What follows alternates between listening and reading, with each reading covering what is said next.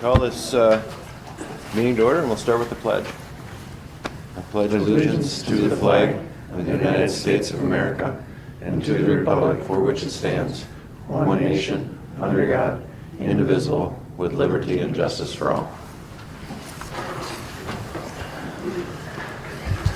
Then we'll move on to the approval of the minutes of the regular board meeting, January 25th. Everybody have a chance to read them? Mm-hmm. Is there any additions or corrections need to be made? Just a typo. The C, I guess would be just it's under 8. Josh's family is still, I'm assuming, in Wausau. Yep. There. It says and. Oh. Other than that, looks fine. Okay. Yep. Well, and with that correction, I'm looking for a motion to approve the minutes. Make a motion to approve. How about a second? I'll second. Been properly moved and seconded to approve the board meeting minutes from January 25th, 2016. All those in favor signify by saying aye. Aye. All opposed? Motion passes. Then we'll move on to the general fund vouchers, 73-117 through 73-159. Wire transfers 151-60245 through 151-60268. And activity fund vouchers 2304 through 2345. They look good. I'll move. Do I hear a second? I'll second. Been properly moved and seconded to approve the general fund vouchers as listed. All those in favor signify by saying aye. Aye. All opposed? Motion passes. We'll move on to the public comment section. I don't think I saw anybody sign up, but does anybody have anything they want to contribute? Thanks all you guys for coming in, braving the wind. So then we'll move on to the spotlight on education. The Slate Conference presentation. Josh, who are we gonna? Mr. Gillis was going to be running that. I know we have a few teachers in the audience that are going to be presenting on that in the 8th grade. I think the 8th grade orientation is happening. Yeah, Mr. Gillis is still down there for a while yet. So. Okay. You Well want to then, wait a while? if you guys don't have any objection, we'll just kind of throw that. Or we can, the rest of it, I mean, we got several teachers here, we can do whatever you guys. That would be fine. I'd be good with that. Is Mr. Gillis was going to be part of it? Yeah, he was going to be part Yeah, of it. that's- I assume, right, guys? Yeah. Was he presenting? I mean, a little bit? we're just kind of giving a report, a very informal, just share, each of us share a little bit about what we got out of the conference and what we did, so I don't think Nick could be offended if we did it without him. I don't think he would be bothered, but if we want to wait. Nah, let's just wait. We'll wait till Nick comes in so he can be a part of it too. So let's move on to old business here. Consideration, discussion, and approval of Board Policy 870, the one concerning public concerns and complaints. So today I have a rough draft of the policy 870 and then a rough draft of the 870 rule right after. So, I mean, completely in rough draft form. I don't know if we want to read through it or if you guys just want to look at it. I assume that you guys probably read it prior to the meeting, huh? Did anybody find anything that they thought wouldn't fit us, or? Couple things. On the last page there, when they're talking about On the policy or on the rule? beyond We got that. on the rule. Rule?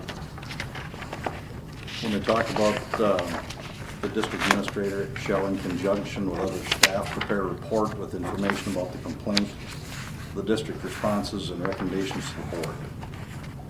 I think in that we should consider submitting a copy to the complainant so that they're apprised of if somebody submits a complaint that's going to the administrator and the team that they're going to be answering the complaint. I think they should be entitled to a copy of what gets presented to the board.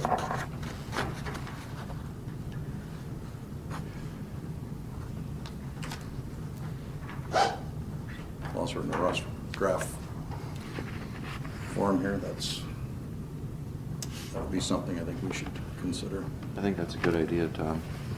The other thing I handed out was put in a parent, or just a blank complaint form. And on it, it's got the parties involved, the nature of the complaint, the remedy sought, signature, address, and date.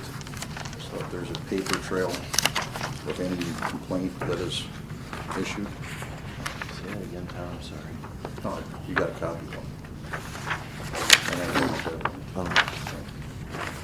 second picture.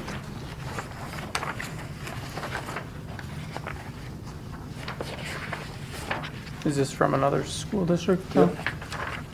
Yeah, just went online and dug around, so that's, Sure. it's just a, like I say, it's a rough draft, but I thought I had found a better one that had more where the school could enter in, solutions and dates of things.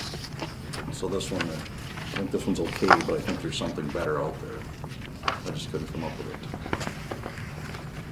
So it'd look a little bit harder. But I think it would be kind of easy for the people involved, that if we had that online where they could print it out, it gives them a little bit of a template. You want me to draft something up then as far as a form, so we're consistent across the board when we have complaints? Sure. Or I should say, if we have complaints come in. I would think that would be a good idea. Kind of puts everything into the same box. And there was some other verbiage in that there was one that had also had a flow chart, that if you had a complaint, I got a flow chart here too, that could probably.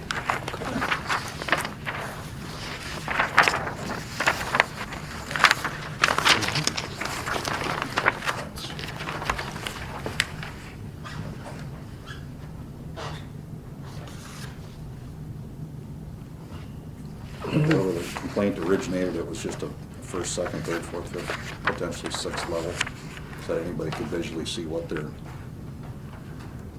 line of action could be.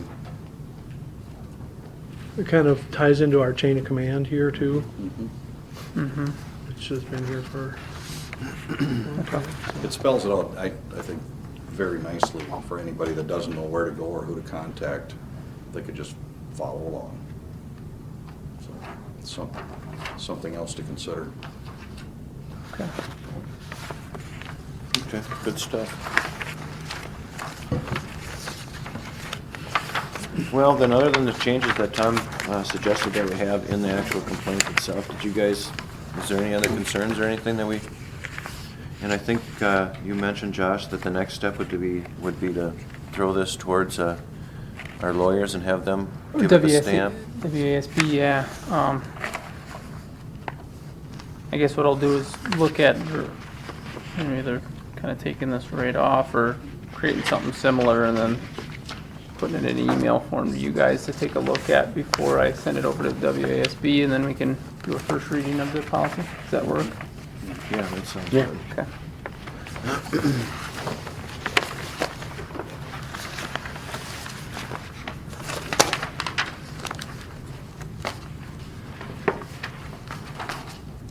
Okay, does anybody have any other discussion related to board policy 870?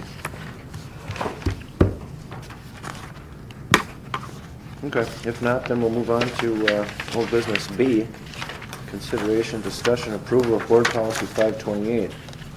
And that one's the administration retirement.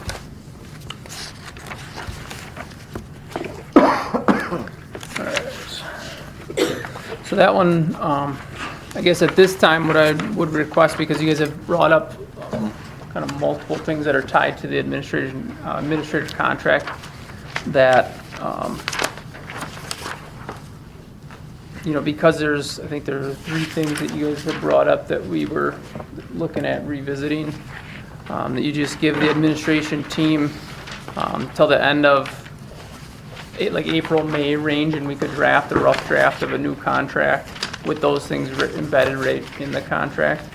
That would give us time to get more information, then also send it over to WASDA, have them take a look at it, give you guys time to send it to WASB or WASDA if you wanted, to look at any changes or revisions that you wanted, throw it out, start over, whatever you want.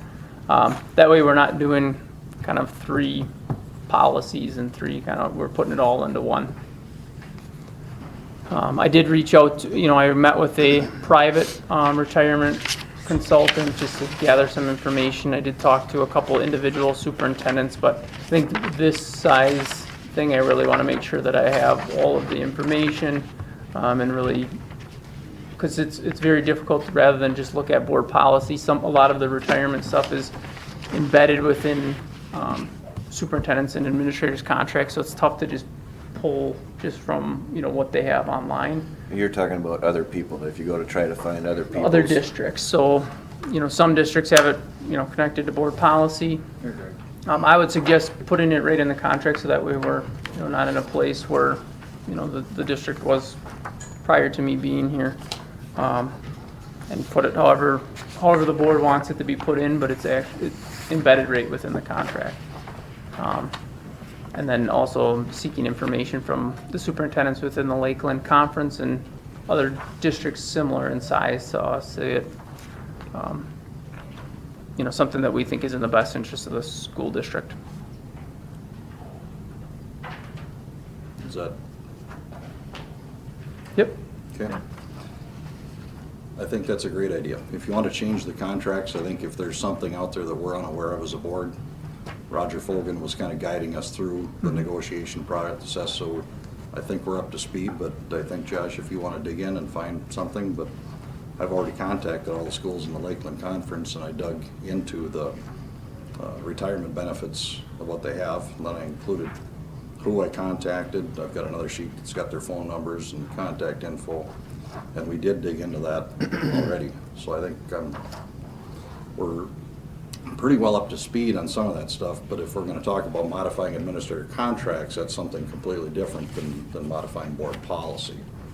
And so we've kicked this can down the road for darn near a year now, so I think it's time that we step up and do something instead of continually kicking it down the road. Yeah, and for me, the only reason I ask is because, I've been here 5 weeks and we've drafted, 3 board policies, which is a lot of, in a short amount of time, that's a lot of board policy to go through and kind of look at and revise. And the only reason I brought the contract up is because you guys had recommended me looking into kind of those 3 pieces as part of the contract, and I thought that'd be just the smoothest way to go about it for everyone, so that way there's attorney eyes on it, not just me, to be honest with you. I don't want it all on me. But that's a contract negotiation then. You see what I'm saying? Right, and that's why I This is a said- completely different deal. But I guess I don't think it necessarily is a totally different deal. And the reason why I said contract and used April, May is because that's when you guys look at the administrator contracts and renew those. So I thought that'd be an appropriate time. And a lot of the retirement pieces are connected to the contract, so that way, if it's just connected to board policy, you can change it at any time. Well, we signed a contract with you for 2 years, correct? Yep. Yep. And so I think we did yours here, was it last year? Was it? Mine's not been redone. Oh, you got the old template. Okay. Yeah. Yeah, we got it. So So anyway, what's your- no, I think we should tackle this. We've been working on this a year, Josh, and it just keeps getting kicked down the road. Yeah. And I respect that, and I'm not looking to kick anything down the road. I'm just looking to, I know you guys have been working on it for a year. I personally have only been, working on it, 5 weeks, and on top of kind of looking at other board policies. So I just was looking to have some more time and. Well, we talked last, was it May or June? Was it June? That we wanted to wait until the first meeting in January when we found out exactly what the program was going to cost us. And now we found that out. So we as a board discussed that we're going to move forward in January about debating this policy. So I would like to take the time and get this debated out so we can move on. And I do invite you to look at other contracts and see what's out there. But we've all negotiated in good faith. This one here is costing us a lot of money. Well, the process in which we're going to tackle this benefit package, as we talked last time, I believe, was we were gonna have the administration team look at it and come to us with a proposal. Is that the same plan that we're gonna stick with? What I'd like to do, and I would go along with that, but I want to take 528 off the board. I want to get that off the table, then they can come to us with a contract proposal that we all can be open and honest with all of our taxpayers with. And I'm not advocating to keep 528. I'm open to looking at what all the options, but I don't want to sit up here and make a recommendation that I don't, have all the information and I feel like a fully educated. Well, let me help you, Josh. I've already did a lot of the heavy lifting on this. Yeah, and I have looked at that. I just think some of the contracts, I wouldn't say a lot of them, but some of the pieces are embedded in the contract, so it's really tough to have all of that information. Where do you think I got this from, Josh? We've negotiated. I'm uncomfortable with you debating this with the board. And I don't feel like I'm debating it. I really am not. I'm Because just that- saying I just want to be fully versed in it and make the best decision on behalf of not only myself and my contract administrator, but also the school district's best interest as well. Well, I think that's what we're here to talk about, is the school district's best interest. So we just established what it cost. Now I'd like to take 528 off the table, and then you guys get together and bring to us with credit reimbursement and things that we can, that's a well-defined policy, or well-defined in our contracts, what exactly we're going to be expecting that the taxpayers pay for in the future. But this one here, And that's exactly what I'm right now, this proposing. one's, it's so poorly written that it's in, no offense to Chris, but if, like not the last person, but the person before, right now, when Chris gets his 10 in, he could walk off, take another job, and we would have to pay him, as we figured out, somewhere around $150,000 to leave. I don't think that's fair to the taxpayers. There's no age limitation. Could that happen before April? I don't know. But Well, that's the reason I asked that is how important is it that we tackle it today or next meeting? If it's not gonna happen in April anyway. well, we don't know. Just to be straight up honest with you, Tom, I'm not gonna be in favor of taking 528 off the books until we have something to replace it. Let's vote on it. So, This is so poorly written. We've been working on this for 6 months. I think there comes a time when we have to bring things to a fruition so we can move forward and do other things. I mean, so what do you propose we vote on then? we remove 528 from our board policy. And then the administrative team start over and bring it to us, and then we reestablish. That's Okay. what I propose. So, would you like me to put that into a motion, or would you like to debate? Because I think we've almost debated it to a fault. Well, Okay. it would be difficult, or, say this, I would want to make sure that we don't have anything out there. I mean, if we take one off the table now and don't put anything in place of it, we're sitting in limbo again. And if, say, someone did leave, are we in then breach of contract for not, and see, these are questions that I don't know if we have the answer to pull one off without something in place of it. But we do have things in place, Peter. We do? But all the teachers are covered. This Right. is just Well, we're talking, I administration. know, and that's what I'm talking about. Are we anticipating any administrators retiring between? Well, I mean, we could No, go, we they could go come either back. way with that, though. I mean, whether we kept it or we didn't, we Right. could debate that either way, whether that would make a difference. My I would problem like to is- speed up this timeline a little bit, and see if we can get moving on this now, and not, April, May with contracts makes some sense, I get that. But we have been talking about this for a long time, so let's get down to business and work on it. I think there'd be no greater incentive than to have nothing on the board, and then they would want to get something done that would be fair for all of us. But right now, I think we've got a monster exposure sitting out there that, being fiscally responsible, I'm very uncomfortable with it, especially when we know that it cost us, $160-some thousand, 157. Not counting the previous one Yeah. before. So we're talking over $300,000. And, But the policy is and they're cost. both at other jobs. They both have they didn't retire, actually. Plus, and we can debate what the other schools are doing as well. There's a lot of them that aren't doing anything other than what the contract says. I guess the question I would ask is why was this put in here in the first place? I mean, you guys have retirement in you pay into the retirement system. It's all, you have a contract. Social Security and WRS, which is fine. So why was this put in the first place? Randy, could you tell us? You were on the board when it was passed. So that we were competitive in hiring the best staff we could.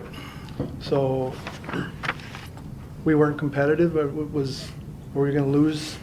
We lost one right after we passed this. Heyerdahl left right after this was passed, within a year or two. So to me, it seemed, and then I'm looking at how this was written. And I've got minutes here from 2004.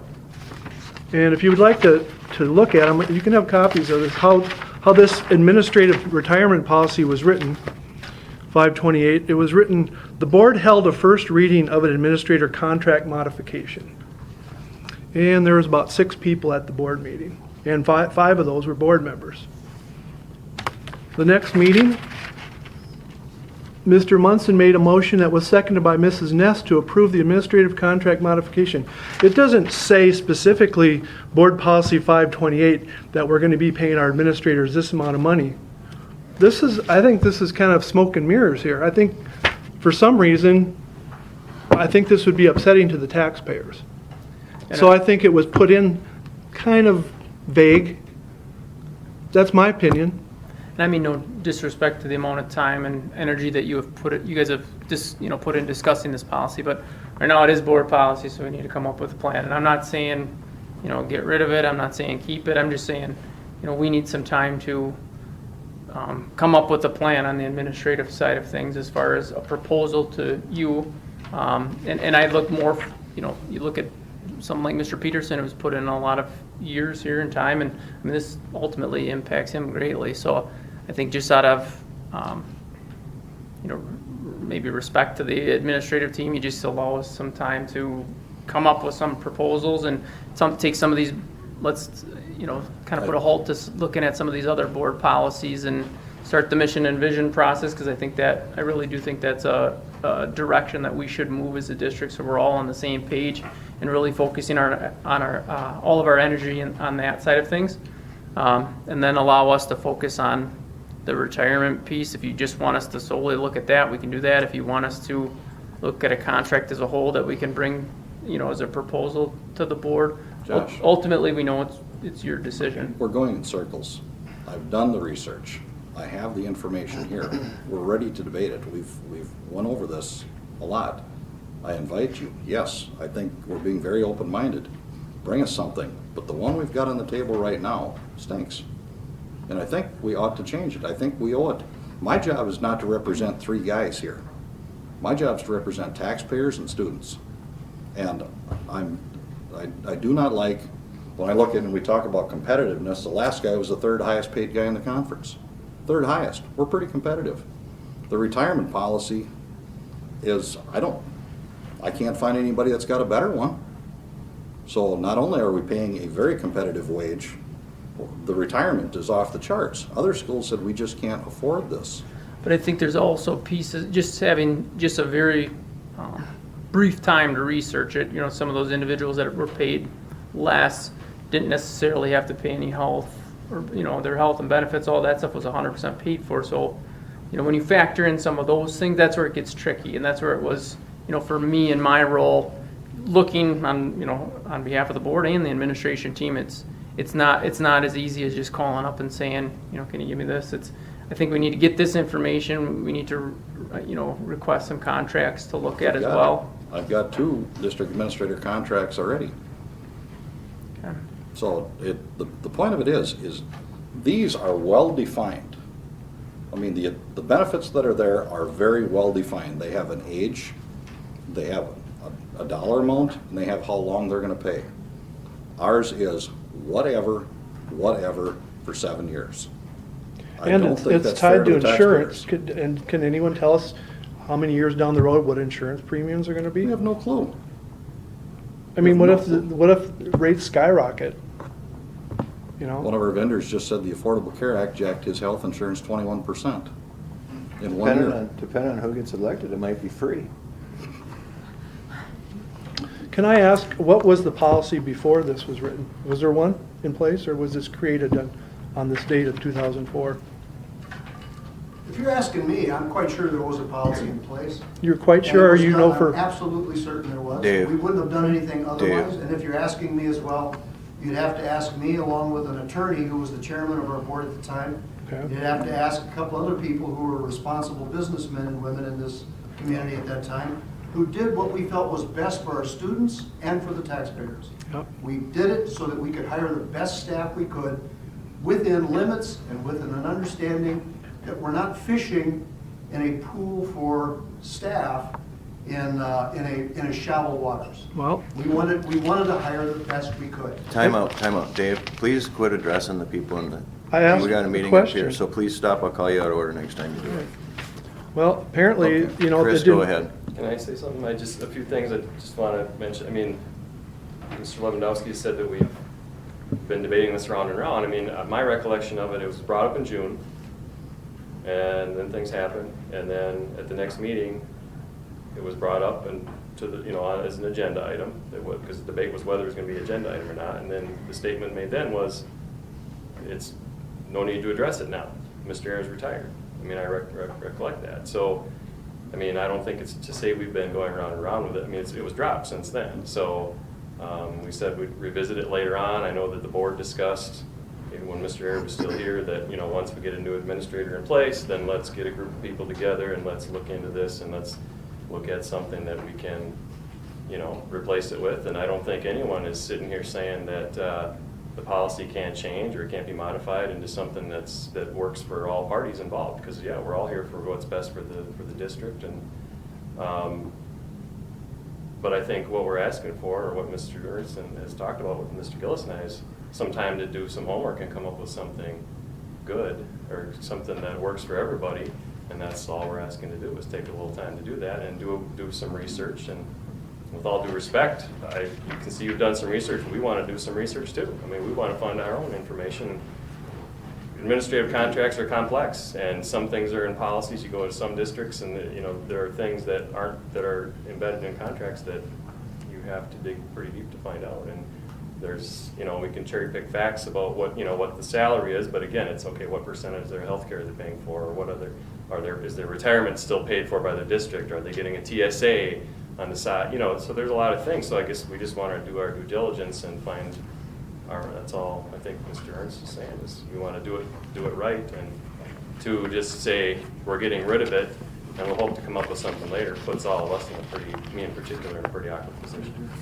Okay, to address a couple of things that you said, the reason that was tabled was because I specifically said we needed to see what the cost of the retirement was going to be.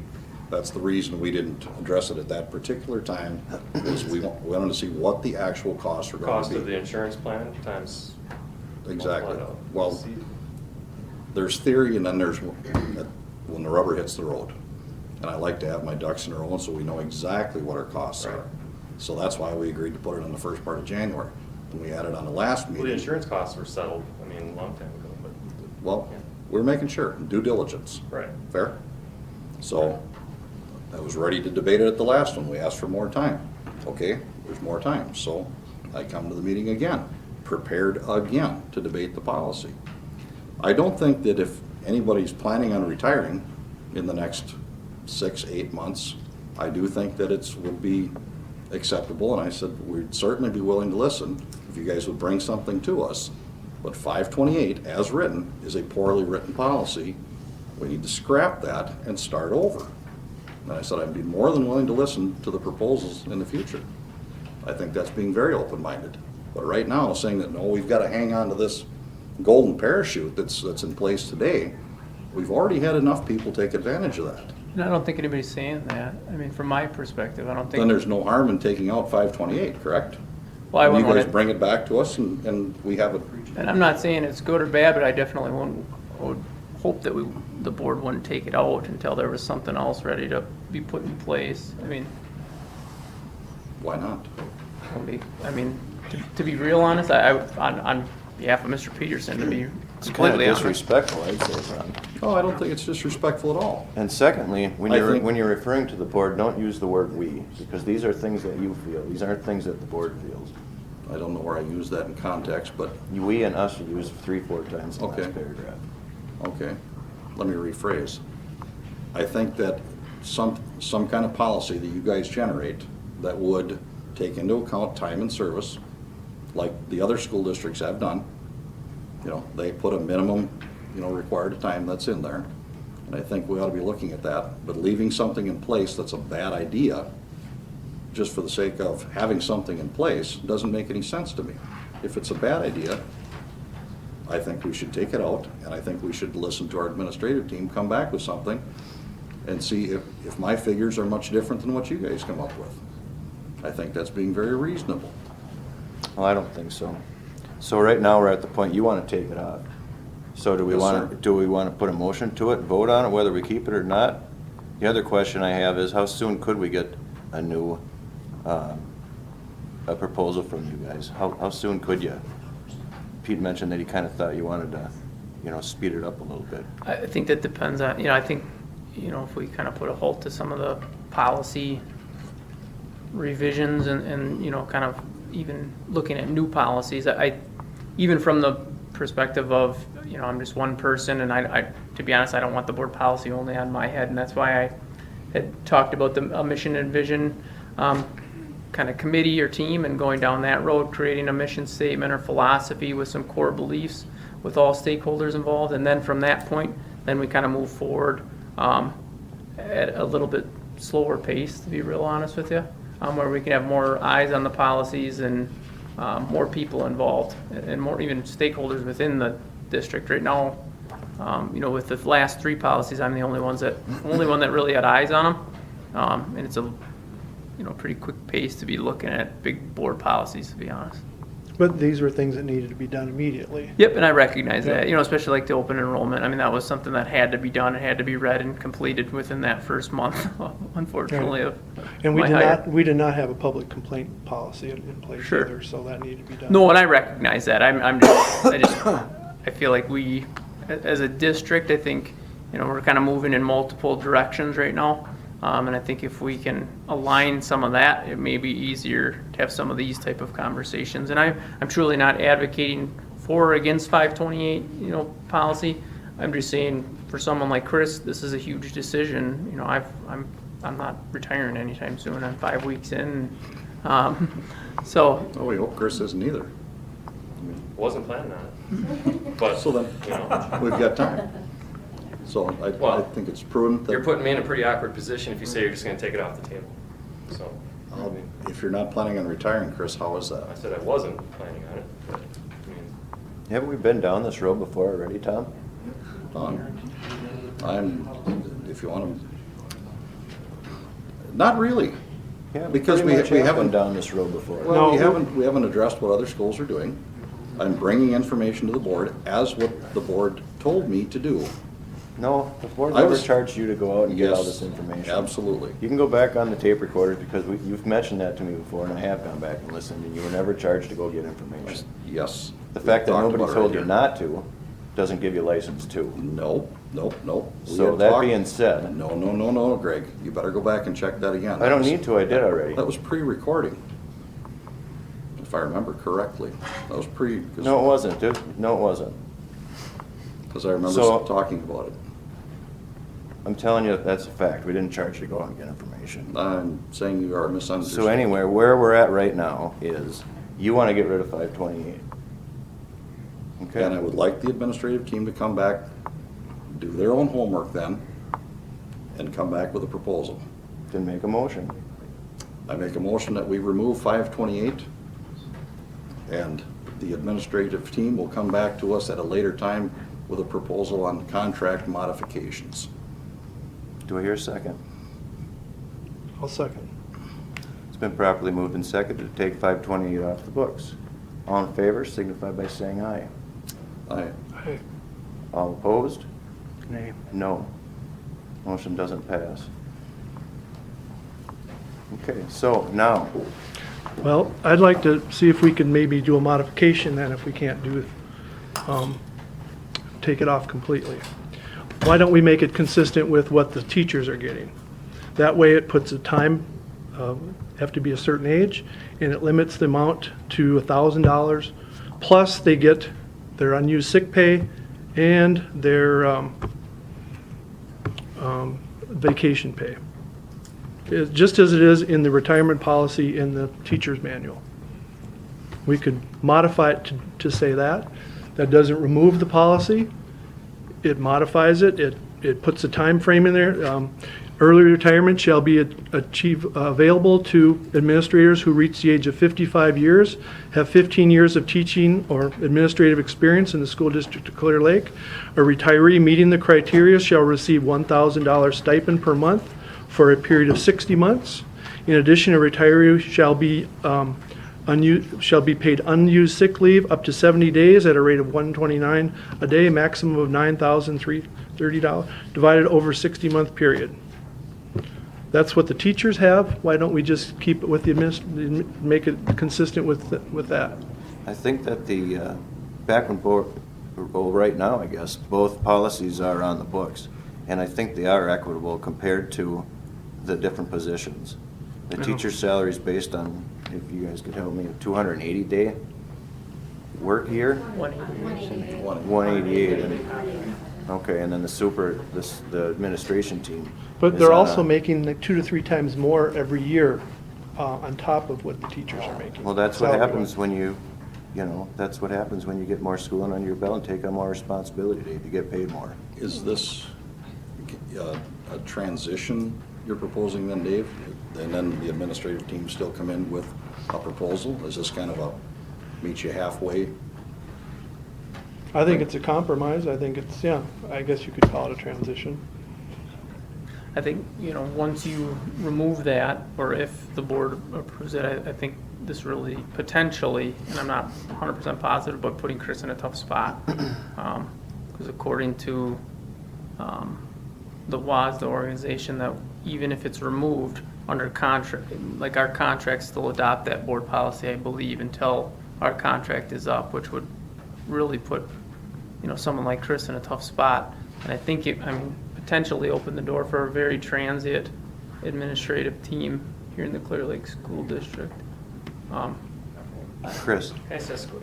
We said before, and none of us are retirement age, or what's the rush? I guess that's what I meant. What's the urgency to get it off tonight when we obviously have a plan in place to work on it and look at it and take a hard look at it? What's the rush, I guess is what I'm asking. There's no real rush, but it's a bad policy. And we've started this in, was it May? And this is February. So if that's a rush, then I'm doing things wrong on my end of the It was world. talked about in June, and it was talked about in the next meeting, and then we said table it, so. But it's on the back of our minds. We knew it was coming. We knew we were going to talk about it in January. So I would assume that everybody would be prepared. And I've got a list of concerns about it. But if we want to do, if everybody's afraid of not having something in place, that might be a halfway point. I just think it would be beneficial to the board to bring in someone who does, retirement packages for a living and can, well-versed in it and can speak to it. Similar to the kind of the individual I brought in to talk to. I think that'd be something that, even if we wanted to bring somebody in to do a question and answer type deal or have multiple proposals. I think it'd be wise to maybe outline the process in which we want to tackle this 528, and if that's part of the process, I think that's a good thing then. But if we're gonna invite the stakeholders, not just us, but the stakeholders of Clear Lake, the teachers, the staff, the community, to set the course for Clear Lake, we got to involve them in the process of our something as important as our administrative team's retirement policy. Well, So that being said, Josh is trying to outline that for us, and I guess as far as I'm concerned, let's let it go forward and let it be done the way, a good, correct, true way. Are we gonna use what other schools are doing in the factor at all? Well, of course we are. That's the research that these guys have to do. Okay?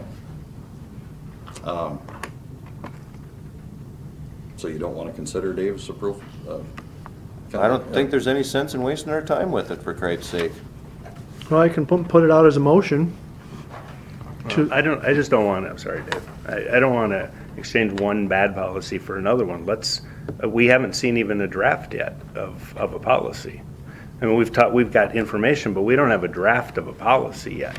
And typical procedure would be, we would have a draft that was put together, and we would read it, and then we would make comments and send back, and then we would go through that process. We haven't seen even a draft yet of something in place.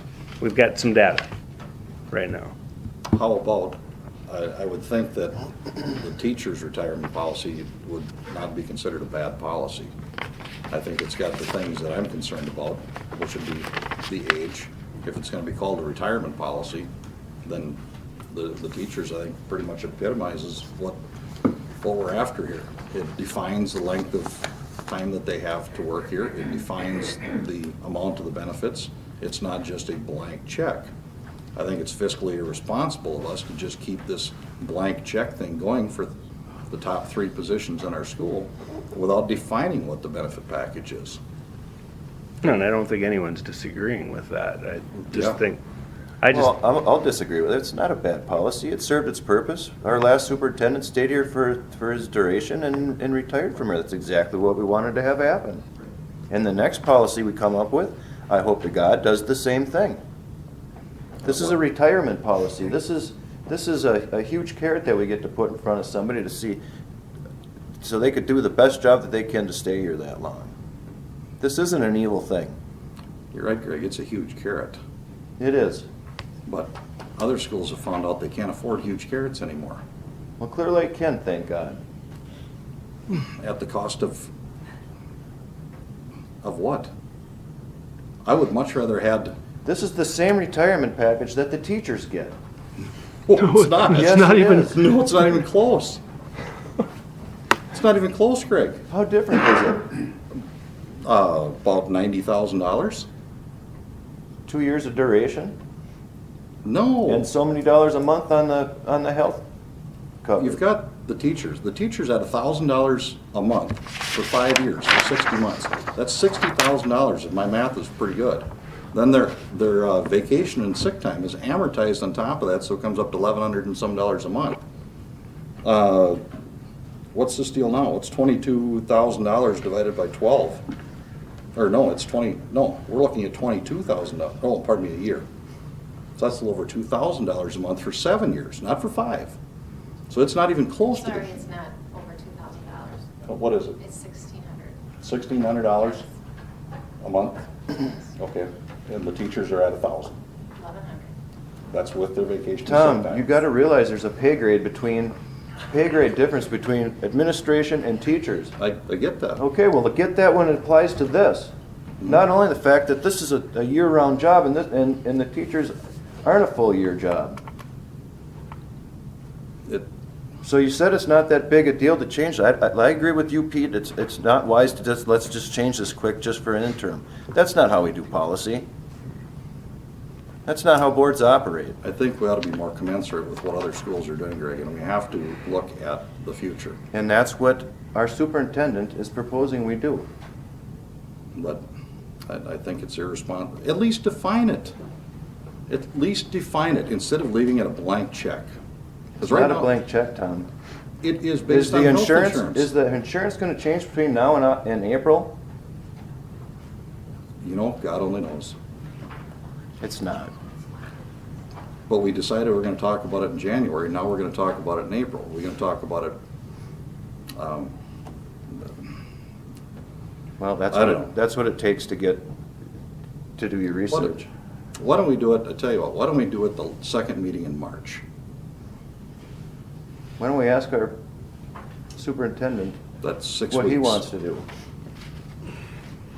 Well, I don't know. You know what, Greg? I would really like this thing to do is we just define it out and make it at least commensurate with our teachers, where we have a bona fide age, a time, and a clearly defined dollar, instead of it just being whatever, whenever, however. I don't think that's being financially irresponsible.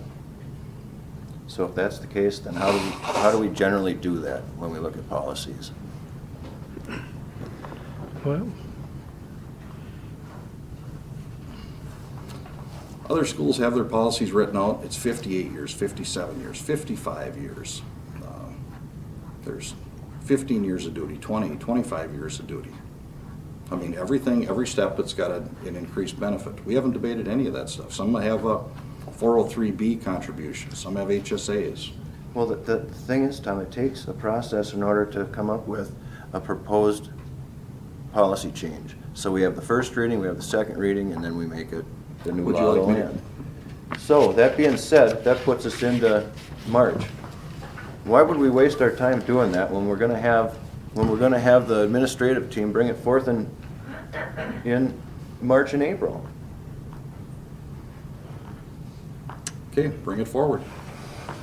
But you don't want to, okay. I would make a motion to make it comparable to what the teachers have. What I just read, I mean, that puts a date in there, how many years you can, how old you have to be, and an actual amount. And we can make it, if you want to make it 7 years instead of 5, that's fine. That makes, that's between 180 days and 220 days or whatever. So, at least that puts limits on what we're paying out. There's no blank check, it's defined. And it's comparable to what we have for the teachers, it's consistent. And it would be a modification, we're not taking anything away from anybody. We're supposed to represent our constituents and, the taxpayers. I know, and we're also supposed to manage our employees too. Right, and we're also, I look at all the money that we've paid out over the last, how many years, 300-some thousand, that could be used for the school, the kids, the teachers, and we're paying it to 1 and 2 people. Does anybody have anything else to say on the subject of Board Policy 528? Okay, so Dave, what's your proposal? I propose, I make a motion that we adopt it to be consistent with the retirement policy of the teachers. Verbatim? That just comes out? Yeah, or else we can go from 5 years to 7 years. 84 months, or how many? I would make a motion to do that.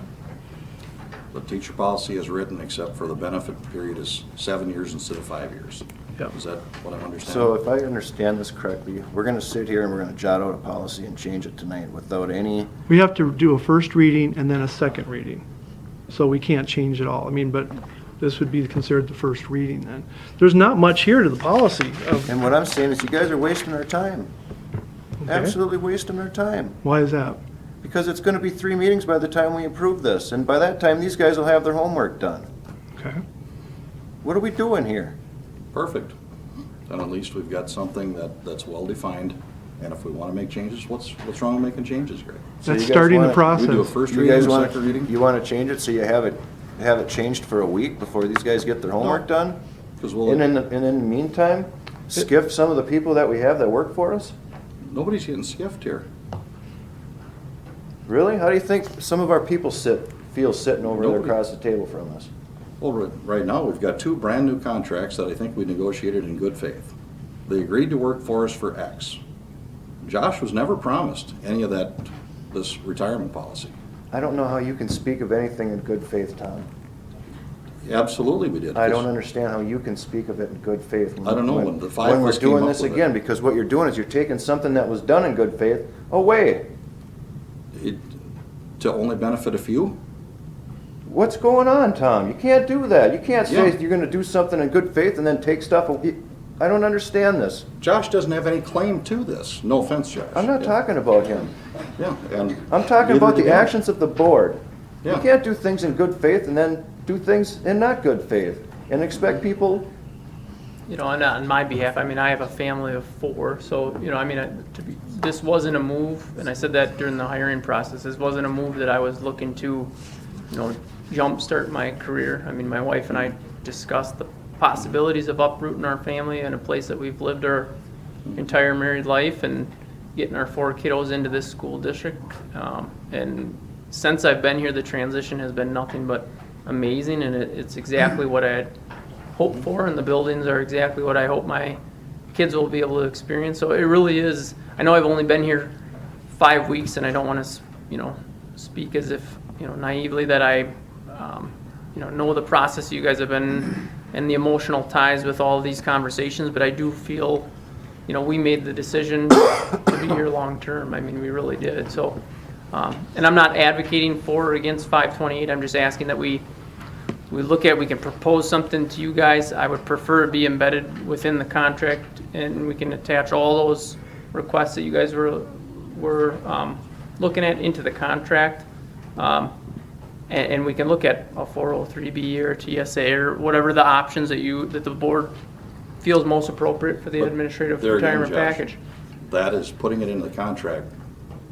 We can't have that in the contract and have 528 on top of that. And I'm not proposing that. That's I'm double just dipping. saying I think the retirement piece should be embedded within the contract, so the board isn't in the same position that Right. you were, you know, a couple months ago. I And agree, but you understand what I'm I do, telling you, yeah, is I'm that not looking to put something We can't put that in on and then top leave of- 528 in place, because then now we're paying double. Yeah, So 528 should go either way. If you're proposing to change the contract, I'm willing to listen. Yeah, but Then let's get rid of 528. and the reason I don't want to get 528, the reason I would ask that 528 not get taken off, and that the board vote on is I feel like the administration team needs to come up with some type of compensation plan for Chris and his role in the years that he's put into place, that he was contracted under that board policy. And to just look at the data, I think is one thing, but then also to get, you know, to have somebody come in, you know, who's well-versed in this and does this for a living with the retirement packages is, you know, I don't want to be in a position where I'm coming up with a policy on my own on behalf of the administrative team and administrators to follow. I think we should bring in somebody that does it year-round, and then we can talk. Josh, we're saying the same thing. And I'm agreeing with you, but then I'm saying, what's the purpose of even having 528 in place then? Right now, from my perspective, would be right now it's a safety net, you know, as far as so we don't put Chris in a position where he has to make a decision, a premature decision that he doesn't want to make. And I think that Well- potentially could be detrimental to the district. It'd be detrimental if he did take it. That would be horrible. On my, go ahead, Chris. Can I just say, I mean, you guys are all talking about doing the same thing. I Yeah. think where you're disagreeing is on how fast it has to happen, and can I just say on Mr. Ernst's behalf, can we please give him a chance to do his job? He's been here for 5 weeks. I'm working closely with him. He has a lot of things to figure out. He has a very difficult job to do, and he has, quite honestly, more important things right now to do, to figure out. He has a budget to manage. He has employees to employee relations and relationships he's trying to develop, and to let him get his feet on the ground and at least have an opportunity to do his job well. This can wait. There's no one's retiring, so this can wait. I mean, what's the rush? Give this man a chance to do his job and be successful. I think that's what I've heard everyone say is important. And I just want to say that on his behalf. Give him a chance. Give him some time to do what he needs to do so we can do it right. Everyone's talking about doing the same thing. and I think if it is taken off, it would do exactly what you don't want it to happen, is to put someone in a position to, you know, be forced to retire and then. Well, it's not a retirement if the guy is 40 years old. He's not retiring. That's a bonus. That's a completely separate deal. So I'm all about retirement. I get all that. But this is, I agree, Tom, it needs to be fixed, but we're wasting time right now. well, I've showed up to multiple meetings prepared with facts and figures to debate it. And we just keep kicking it down the road. So now we're gonna kick it down the road after the election, is what you're proposing. So, well, it passed, or this one here, we didn't have enough votes to carry it, so, what do we wanna do with Dave's? Are we just wasting time? Peter, what's your Nick, you thought? got something you want to say? Well, you know, one of the things I wanted to offer is that I did a lot of research before I applied for this job. And I'm probably looking at the same figures you're looking at, Tom, as far as what districts are doing and comparables. And it's very important that you look at the entire package that each administrator has. Days of service, I mean, if you want to talk salary right now, we had two principals in Spring Valley that work 210 and 215 days and they're making $97,000. So you have to make sure you're talking apples to apples, first of all. Secondly, I think as a district, we owe it to someone, even though he's not retirement age, he's dedicated his life to this district as far as his administrative career. You can't let go of that. You can't pull the rug out from under him now. I mean, you're gonna end up like my little district in Plum City where I live now. That's gonna be a revolving door of administrators forever now. They wanna undercut the salary, they wanna undercut benefits, and when you want longevity in a district, not only do you want longevity in your staff, but you want it in your administrative team as well. So when you're hiring new administrators, that's important to think about. And I understand that you're talking about the same things. You want it off policy, you want it on contracts. That's great. But if you're gonna take it off and take it off permanently, whether it's off of a contract or off of a policy, you have to make sure there's something comparable there. If you just yank it out, it doesn't matter if you just yank it out of policy or you yank it out of a contract, you're just yanking it out. Right. And that's what I'm hearing that you wanna do. This is poorly written, and I'm a contract guy. I read those, I get presented, and Greg, you know, we've signed enough of them throughout the course of a year. Something that's poorly written is poorly written. And I do agree with you. We need to look at the total costs of our employees, absolutely. And what is showing is not the total cost for our employees. When we hired, actually both of you guys, we didn't lowball either one of you. We went with competitive wages. You know, we looked at other districts. You know, we didn't put Josh with no experience or you with no experience at the bottom. We made it so that it was, you know, lucrative for you to come here. That's so we believe. I'm telling you that I'm agreeing with what you're saying. But part of that package was the retirement benefit as well. That made it lucrative. We made it very clear that this was something that was probably going to be off the table or changed. You know, so that we can move forward. But, okay, Can we move on? so we're gonna have well, let's be fair to Dave. Dave's got a proposal on the table, make it the same as the teachers for 7 years. It defines it. I like it. I'll second your motion. What's the motion?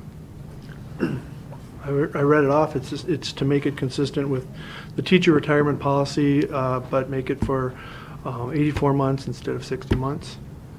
It's $1,000 a month, and then there's the additional sick leave, and you know, that's all added in there to make it $1,100 a month.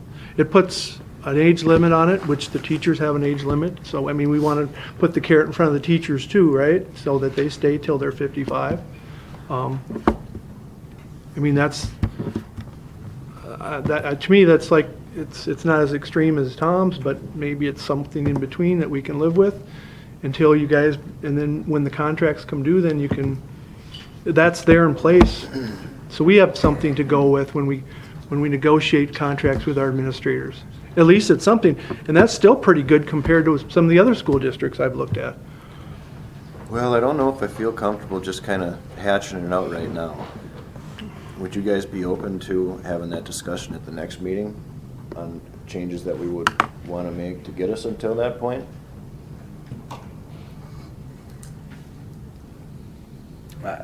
Honestly, I'd like to see a draft come from the administrative team. This is how we do policy, is we get something in front of us, just like we did for this last one tonight. We got a draft in front of us, we got a chance to look through it, we got a chance to make recommendations. I don't want to scribble something out. I don't either. That's fine, I I just can, I'll do that then. I'll take it off the table, so. Okay, let's move on then. But can we have some kind of a time frame as far as when we want to get this? What did you say for timing, Josh? Your timing was? Originally, I just said to draft a contract by the end of March. That was to take a look at it, maybe revise it on our own end, come up with some type of compensation model for Chris, and then have it ready for the board. End of March, you said? Is that what you said? Chris, Nick, that seem When do- doable? When do we go through administrative contracts? Is it April? March, April, I think. So that my thought was have it ready by the end of April so that you guys could send it to whoever you need to send it to. And then ready in April for the renewal of administrative contracts. Chris, you've got the old I got you. Alrighty. I thought you had the old contract.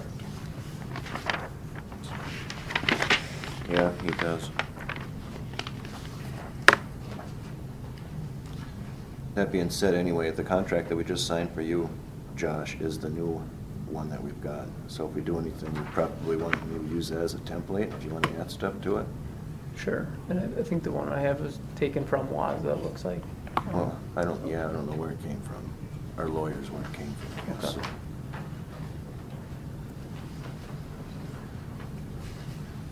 Okay, anything else on 528? Then we'll move on Chris, to, I'm just saying, Chris's was dated in December. I didn't remember going over those at that particular time. George's December. well, we're That was talking. just- board That was just policy. when they went in and redid the back pay for when the settlements were made. So that's all that was. Okay. You good, Tom?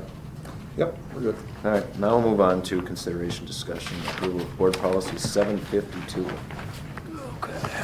752 would be a new board policy for the Clear Lake School District. So you have the use of district-owned vehicles to transport students.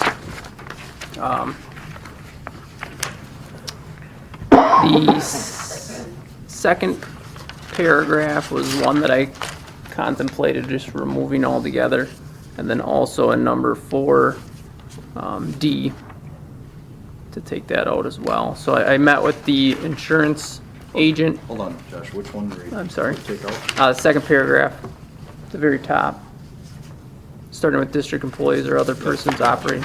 And then number 4, letter D, possibly removing as well.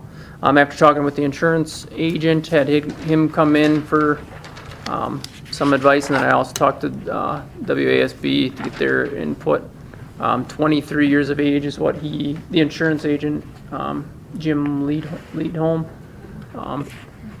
he said it was kind of up to the board as far as what age, but ultimately if something were to happen, we could lose our insurance, which would be a huge deal for the school district. So 23 years of age, but then also with the kind of caveat of a subject to approval of insurance company and board approval. So if there, happen to be a 22-year-old that has been, driving truck for the last 2 years with nothing on his record, the board could, make that motion to approve him. I would hope with the guidance of the insurance agent or insurance company. Typically, we've got to submit drivers' names before we let them in anything we own. I mean, that's pretty much the way business is done nowadays. I don't think we have to do that, do we? Not with the vans, and I think that's kind of why we looked at it, is the original board policy was just specific to bus transportation, and then the district at some point purchased 3 vans, and there was no policy added to that. So this is very similar to that. It has a background check included, for employees that aren't already contracted with the district, and then procedures as far as, that third page, the district-owned vehicle, was just a document that I looked at a couple different documents and just created, not as board policy, but just as far as having something in place for individuals that check out the vans, to have in place on our end of things. Could we potentially have an intern or a teacher here that's 22 years old? A student teacher, you Student could, yeah. teacher. I guess a support staff as well. Well, the only reason I bring that up is because we do have 23 years of age in there. Yep, so then they would have to be passengers and not, they wouldn't be able to drive. So if they were coaching, they could go along as a coach, but they just wouldn't be allowed to actually drive the vehicle. Okay. And again, that would be, subject to board and insurance if you guys wanted to waive that for an individual that, So individual cases, then we could, if we had somebody that we needed to drive some students, we could take that up as we have in the past. yep, Have a special okay for that. you could. Yeah, I mean, it could be brought to the board and the board could waive this, I believe. I mean, we could ultimately change that age too. That was just, what Jim thought would be most appropriate. Well, I wonder if we should look at that, because if we do have a student teacher that's 22 and we need them to drive some of the kids someplace, we don't really want to have to visit this, do we? I don't know, I'm just throwing things Yeah. out. I mean, Yep. He initially said 21 years of age, and then said to be on the safe side, 23 might be more appropriate. So even talking with him, ultimately, it just is the insurance is the bottom line is, we could potentially compromise the school district's insurance with, if something were to happen. 5 years in 16 is 21, correct? mhm. So we'd be well within the 5 years licensed. So just want to back it down to 22. And keep the 5 years license in there. Well, maybe it'd be a good idea to maybe press him on that a little bit and see if we did move that to 22, if we could still. Okay, and I think the reason I think the 23 came in with like the temps, like how long the provisional license was in place. I'm not positive, but I can ask him, like how. Yeah, because if he said 23, there must be a reason for it. Well, double check. And you're going to take out D, the medical exam? Yeah, That's typically just for a bus, isn't it? yep. Yeah. And then the top paragraph was due to, approve as far as using your own personal vehicle to transport students, but it sounds like that does happen within our district if the vans are all, being used for a team event and there's a small population of students going out, that there is, a personal vehicle that has been used in the past to transport students places. So that's why I thought maybe that wouldn't be appropriate. And what is who does our insurance company cover if something would happen then? As long as, he said, as long as it's an insured vehicle. Okay. There's long nothing in here that says a non-district owned vehicle though. Yeah, the second paragraph says, in a private vehicle. That's the one I was going to get removed though. Yep, that's why I wants to remove it.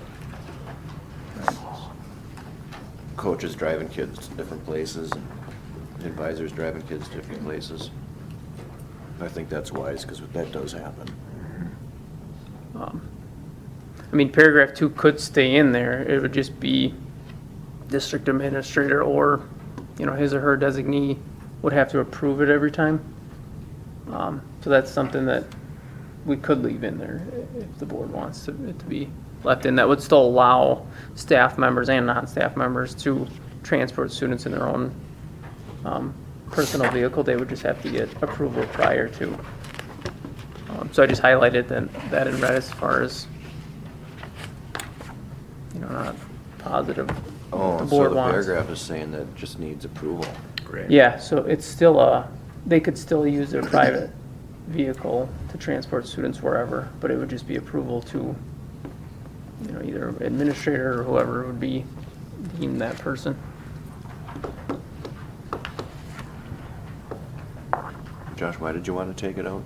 I just highlighted it for discussion. Oh, You know, if that okay. was something that we wanted out, or if you guys wanted out, or. I don't know what you guys think, but I think that if we're gonna have them transport them in a private vehicle, Leave it the in boss there. ought to know. Leave it in there. Okay. So your designee could be either the building principals or the AD. It could be, yep, it could be any.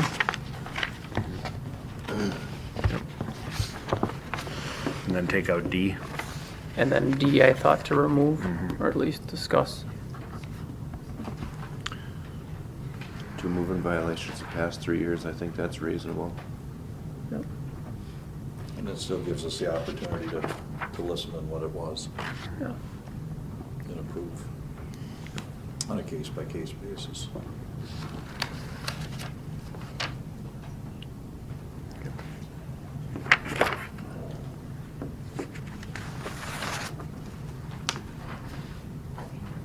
Okay, do we want to consider this a first reading with the corrections we just made?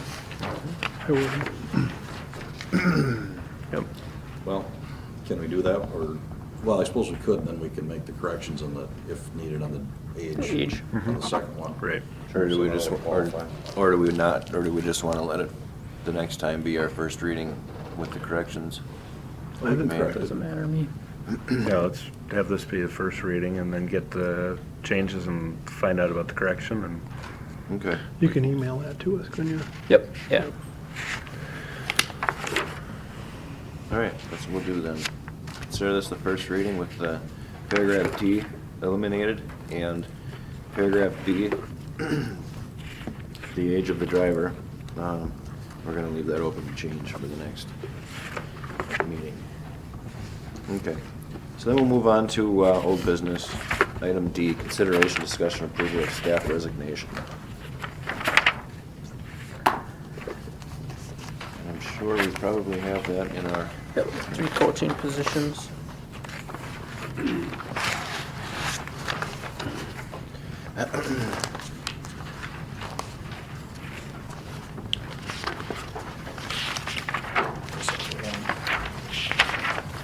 Volleyball. Yep. Okay. So we don't have letters from them then, we just have the resignation. Yep. Okay, so we've got our staff resignations. Travis LeBlanc, high school assistant volleyball coach. J.C. Vagness, junior high volleyball coach. And Cantina Ingebrigtsen, junior high volleyball coach. So, I guess then I need a motion to accept their resignation. I'll make a motion Do I to hear a accept second? that. I'll second. Been properly moved and seconded to accept the staff resignations as listed with thanks for the contributions that they've made over the past number of years in volleyball. All in favor signify by saying aye. Aye. All opposed? Motion passes. Move on to old business E, consideration discussion of a 360 survey. All right, so the 360 survey, the lowest quote that I could find was right around $1,300. The 360 survey, I really feel like if that's something the board wants, the administrative team could create something as some type of Google form or even SurveyMonkey, an anonymous survey with the, pretty much the same questions. I've been a part of the 360 surveys. I think they're good surveys. I think you get a lot of feedback, but to be honest, it's what you do with the feedback. I think it's good platform for the teaching and support staff to communicate with the administration team without feeling like they're being compromised in any way. So if that's something that you want, I don't think it would be the smartest decision to purchase the 360 survey, since we can do it for free already through what we have already within the district. I agree, find something. I think that's awesome. Okay. Yep. When do we want to get that implemented for? At the end of When do we want to do that? Do we want to do it at the end of the school year? I think you'd want your results back by the end of this school year, you know, at the same time as the evaluation cycle or evaluation Right. process. How often do you do the survey? Past, I've done it once a year. So, and even with the three, like, the survey we can do, we could even tailor it, to be honest, more appropriately than the 360 survey. I mean, the 360 survey has questions from, you know, budgeting to finance, and some of that stuff that maybe doesn't always pertain to certain administrators, but, you know, would pertain to my role. So you could tailor it to fit exactly what you want with a, you know, with a survey within the district already. So I would think that we would have it at the end of every year, you'd get your results back, or towards the tail end of the school year, I should say. How soon can you implement this? I mean, you got a lot on your plate right now. Yeah. I can turn it over to those guys and come up with a template. Yeah, I think we could probably get our hands on the questions actually from the 360 survey to look at even. I mean, we do a survey, I mean, the last couple of years, we've done a Survey Monkey at the elementary school, similar kind of questions for our Title I school-wide process anyway, so it wouldn't be, just be a matter of a wider audience. Well, I shouldn't say that, we do it to give it to all the parents and all the staff currently. The current one we do, so we'll just be coming up with a set of questions that you guys want to have, or what we want to have. So that's something I guess we potentially could even do yet this year. I don't know how much feedback would be valid for my position this year, considering, starting in January. Is this just for you or for the entire administrative team? It'd be for the three of us, the entire administrative team. Well, But we could do it- certainly, We can do it for everybody. I mean, we've done it, again, the Yeah. Title I ones, we survey about the school, for parents about the school in general. I mean, feelings about the school, I think we should.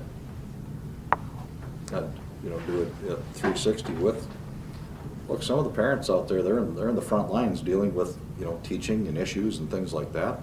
I think it would be prudent to let them weigh in on some of the stuff. It's not the only piece to the puzzle, but Right. it's a piece.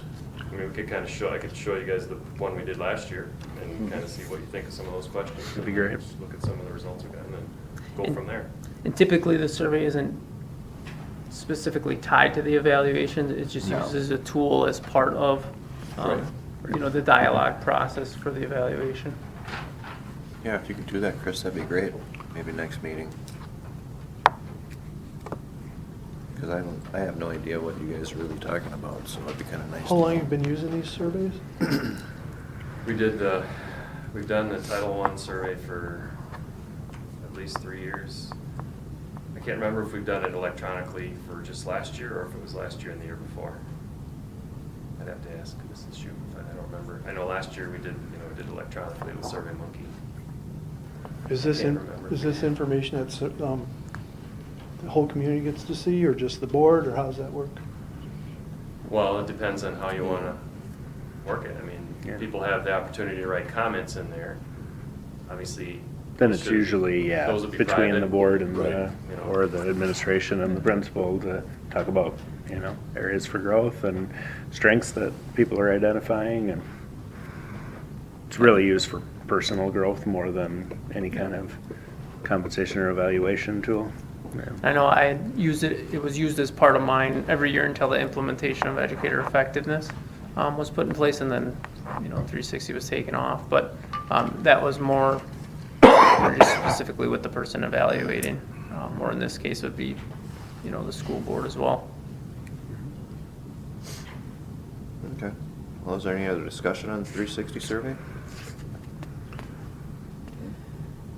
Okay. Then we'll move on to old business F, consideration discussion of the Just auditor a bids. question, are we gonna go ahead, do we have to approve this, or are you just gonna go ahead and do it, or? I don't think it needs approval personally. I think we could just create it and start using it. All right. If you guys are good You with can that. bring us a list of questions and things of that, so that we have a chance to look at it. Sure. Perfect. Okay. Auditor bids. Josh, you had made a note in here about Yeah, the auditor bids? the auditor bids, and I would just respectfully request that we table this item until I, continue to get my feet on the ground. And I think more on behalf of Joy and Lori, with a new person coming in. They said I'm absolutely fantastic, but no, I'm just kidding. No, I'm just kidding. No, but in all honesty, with a new person coming in. There's only so many pounds of chocolate a person can buy. With me being new, I just feel like it would be extremely difficult for them and for me as well. I think it would be nice for all three of us to have the same person coming through the door, to get that information from them, at the very least this first year, so that way we don't have another variable kind of thrown at the three of us this year. And then revisit it in the beginning of the 2016-2017 school year as far as bids. If I could ask, Laura, you probably know this question, the answer to this question more so than Josh would, but when you do an audit, how much background information is needed to perform the audit? Meaning, How much stuff am I compiling for them? well, not only just the numbers, but don't they have to have a clear understanding of all the different paper trails and all the different? Yes.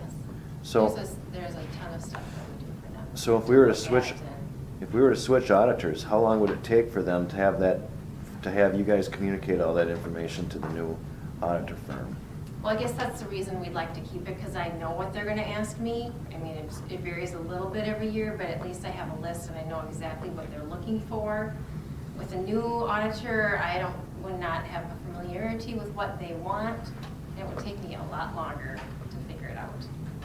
And like I said, it's a lot of stuff.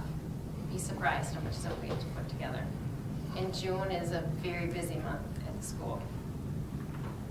Lori, what is the Last current? month of the fiscal year, we're trying to spend down, getting ready for the audit, it's crazy. What's the current timeline? Kind of when do they come in, and what's the Usually prep they up to come it? like And second or third week in July. Simply because we have our annual meeting, the very first or the last meeting in August, so we have to push it to get all this stuff done, so they have reports for the annual meeting. If the annual meeting was later, then we could push it back a little bit later. That's what I was going to ask, is because it's awfully close on you're closing out the books and everything Correct. too. If you push back the audit into early fall and then had the annual meeting in later fall, that would be a decision, I think, probably for us to make maybe, but I'm just wondering from your perspective, to me, that seems like a really close time from the time you close your books to doing your audit. It is. Okay. It is. Would it be helpful? We closed the 30th and we have Right. the audit the 7th. Right. Would it be helpful to have that audit later in the year? What's that? Would it be helpful to have that later? Probably. Okay. Well, when would it ever be a good time to Well, it's switch? never a good time, but it's very difficult in July.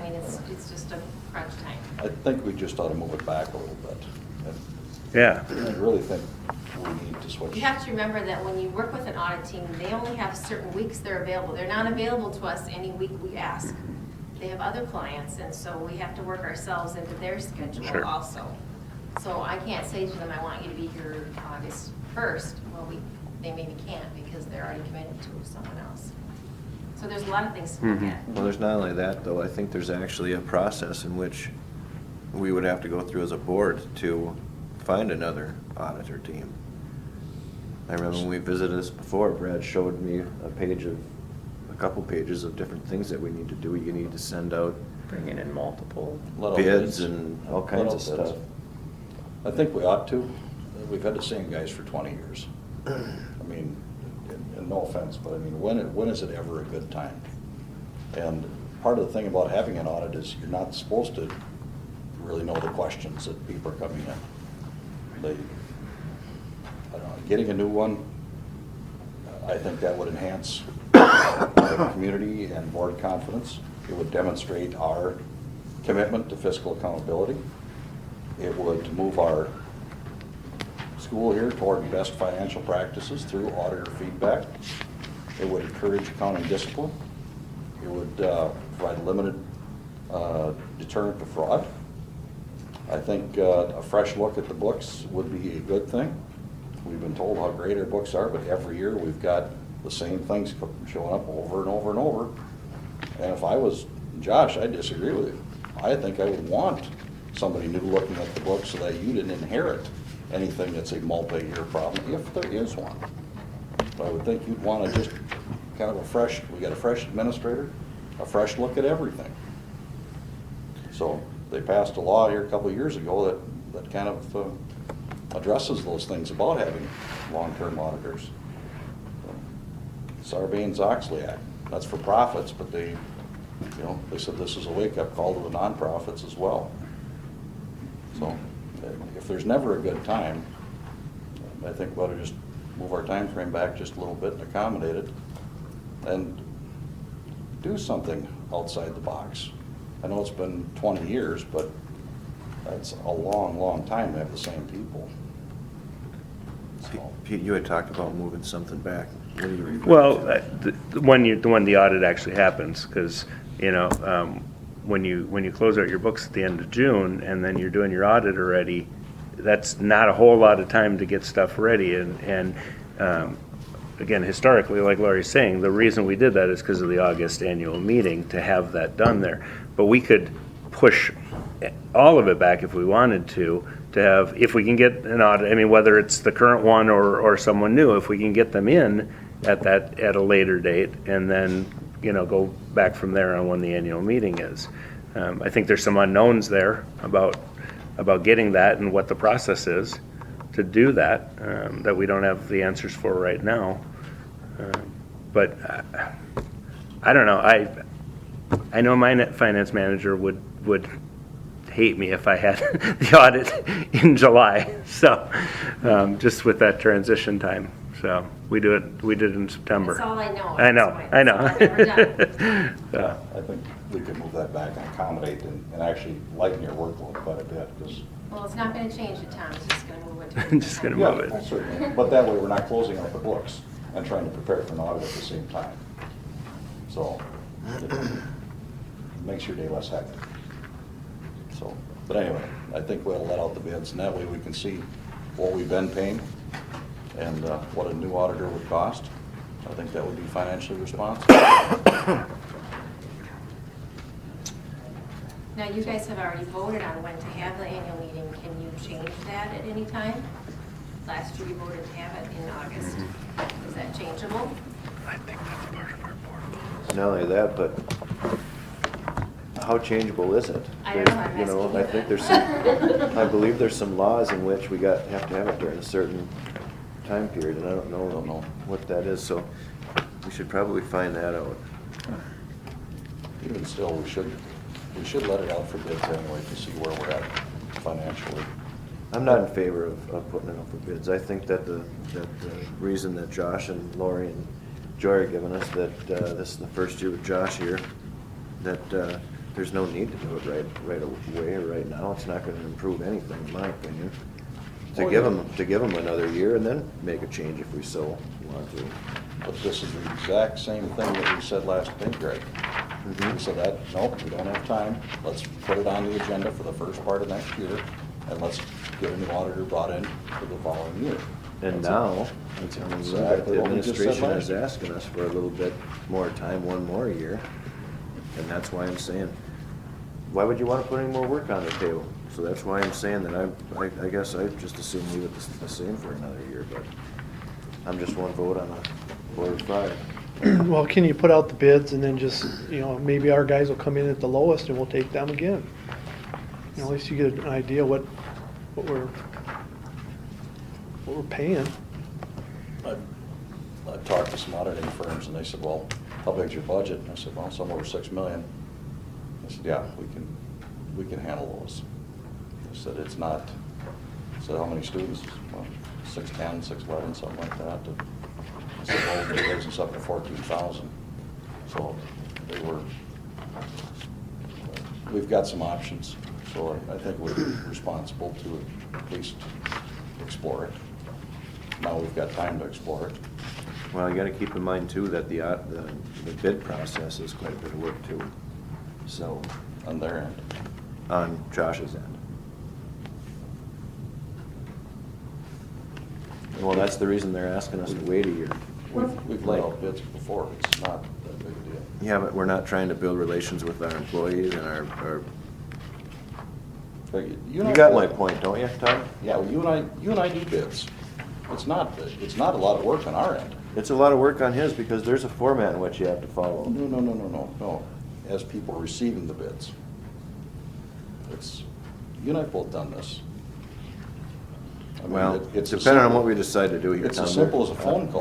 No, it's not as simple as a phone call. So that being said, do you guys, I guess the decision is whether we want to put bids out or not. So I'm not in favor of switching at this point for these guys' sake. But if you guys want to make a motion, I'll entertain one. I guess I would be interested in knowing some of these timeline issues, because that's gonna make a big difference either way.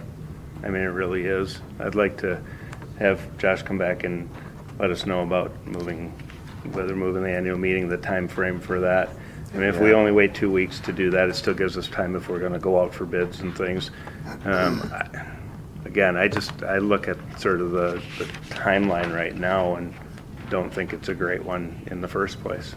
We're way ahead of the game. We talked about this last May. Right, so, And that's we- what I'm saying, I and think, the guys said let's last figure out May whether we we can, could- and if we can push it back a little bit, that does provide some more time for getting the bids, but getting things ready if that's what we decide to do. I'd like to see those questions answered first. Yeah, that's- And then, have it on there as, if those things can be in place and it still makes sense, then let's go out for bids. We got time. I don't think the bids are gonna take that long to turn around. There's some things that need to happen to get to there, but, we can move this a little bit back. We're ahead of the game. Yeah, we've got plenty of time. I agree with you. So I'd like to know if that's something, I mean, maybe you guys want to discuss sort of that timing on that Just too. if it's even possible. Yeah, Okay. and Okay. what better timing is? Is it August? Is it September for the audit? Is it, Okay. So we don't really present anything from the audit at the annual meeting anyway. Because the audit isn't presented until December. right. So we've got this last year's audit to present. Right. You see what I'm saying? But I think the numbers are together, that's why you have the annual meeting, because all the budget money. That's a budget number then. Yes, they're done. But I don't think that's got anything to do with the audit. We have a budget, and then we put out our finalized budget, which is what we've already got that done. And that's what we present to the public. Our audit, that's a completely separate deal. I'm just put it out there. Okay. Is there any other discussion on audited bids? Okay, then we'll move on to the superintendent. Why don't we do the slate thing? Oh, yeah, the slate. Oh, yeah. All right, before we move on to that, we'll go back to the slate conference presentation. Sorry, you guys. Yeah, all this time.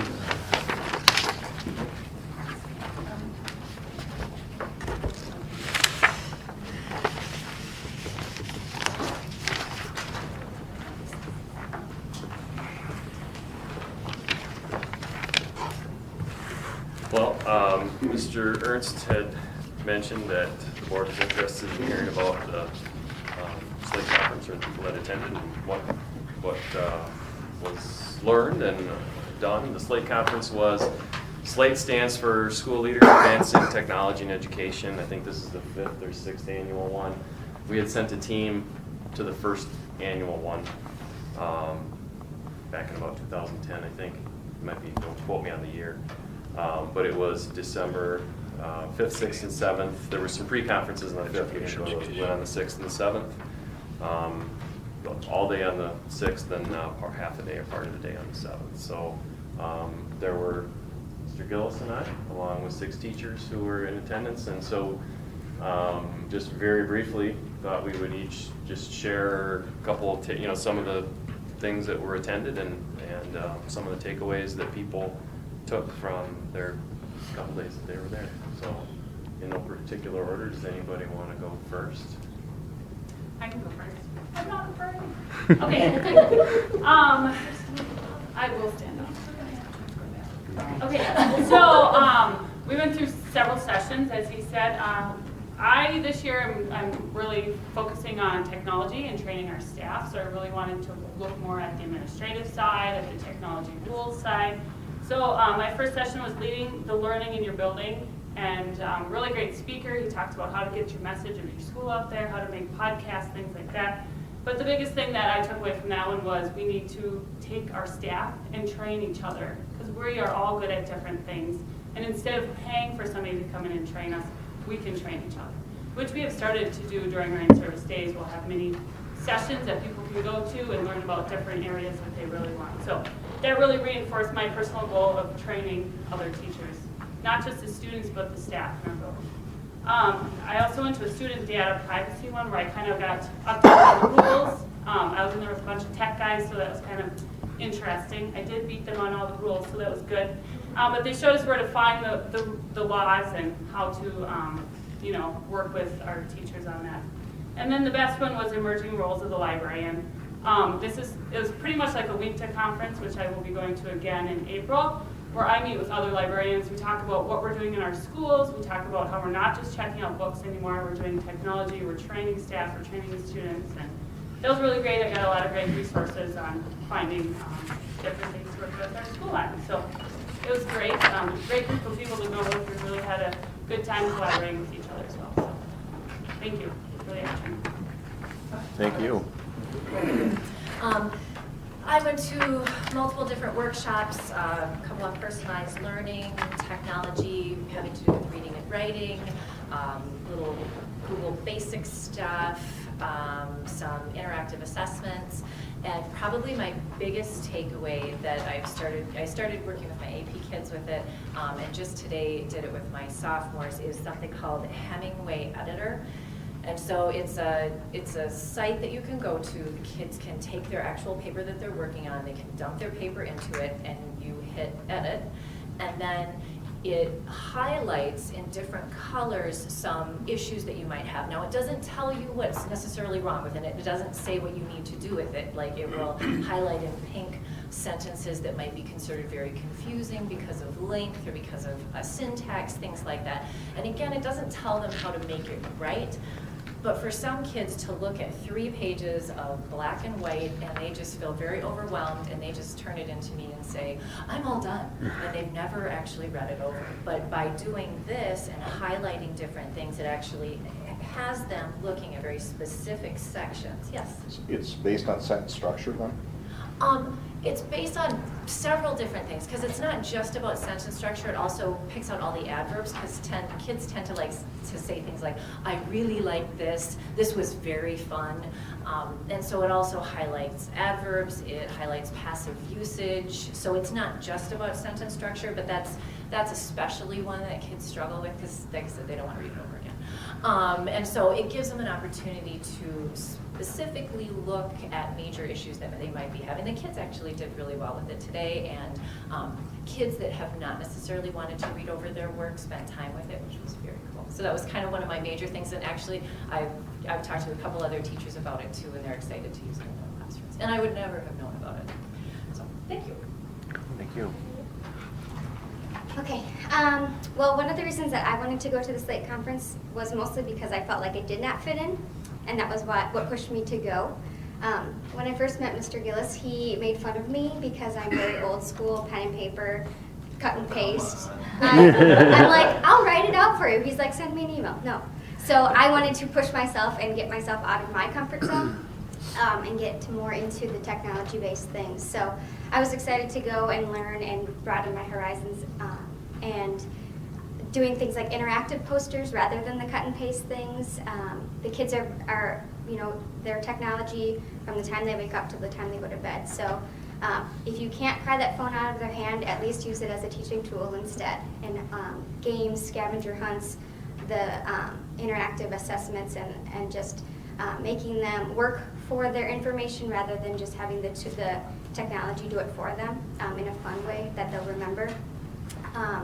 And then also just, incorporating the lectures and the lessons from the other teachers who have been doing this for a long time, and listening to them and figuring out what works and what doesn't. It's nice that they've already done the hard stuff, and they're giving you the tips and they're giving you the advice so that you don't have to do the things that they've already done. So it's nice to see other people's perspectives, and like we talked about, just being able to all branch out and go to different events and then come together at the end of the day and say, this is what I learned, this is what I learned. So now in my classes, I have told them, let's stray away from the pen and paper. If you write something up for me, I'm going to be open to, sending me an email of your essay or of your, reflection rather than print it out. And then we'll save some paper too, so. I took away from the Slate Conference different ways that we can do assessments for students rather than just paper and pencil all the time. They actually want to do some of the web-based and online assessments that I give now. They're excited. They ask for them every day. One in particular that we found, or that I found, is called Kahoot. And there's many teacher-made assessments on there. I actually did a session during the in-service and trained other staff on it. And it not only do the kids like it because it's timed, it's kind of like a race, it's got fun games and graphics, but then I can also take those results and it imports it right into an Excel document. So I have all of that information I can use for my SLO or my PPG or my educator effectiveness. I actually had a student say to me the other day, we were doing expanded form in math, and he actually said, expanded form is so much fun, because he got to do a Kahoot on it. So I took that away, and that was really good. And then also just all kinds of other apps that we can use with younger students and older students together. We did some with my 3rd grade buddies with Mrs. Pickard's 4-year-old kindergarten, and they did some app work together that the 4-year-olds are even able to do on their own and create stories and graphics, and it was really fun. So just the way we can get all the students working together and then make the assessments, all the assessments that we need to do, a little bit more fun and easier for us to collect all the data and information we need. So it was very, very informative. I think that, yeah, and Megan Carlson also attended. She couldn't be here tonight. And then Michelle Kelly, 1st grade teacher, couldn't be here tonight. She just gave me a little written statement and just talked about her takeaways about the keynote speaker, which I think we all agreed was a big impact for all of us. But they talked about flipping classrooms. He kept using the frame flip a kid. He basically, the crux of his talk was about using technology to engage kids, and particularly at-risk kids. And he shared his personal life story about how teachers made an impact on him and how he uses technology to engage and connect with kids today and form relationships with them. And just Mrs. Kelly just also, just talked about how the handouts and material that she got were priceless and saved her many hours of, searching and finding it on her own. And very grateful that other teachers in our district, outside of our district, are willing to share their ideas and expertise. And her goal is to motivate kids, and she feels like some of the strategies that she learned there help, just one more tool in the toolbox to help her accomplish that goal. So, Sure. I sat in on several different sessions. One of them, of course, being new to this position, and one of my concerns is educator effectiveness, evaluating teachers, things like that, and the direction Teachscape is going on. It's the software that we use to do those evaluations. So one of them I sat in on was using the Google Documents and that system, and I found several different tips there for data collection. There's actually a part of that session where we sat and we practiced collecting data with each other and the things that you would look for and how you manipulate the document that they use.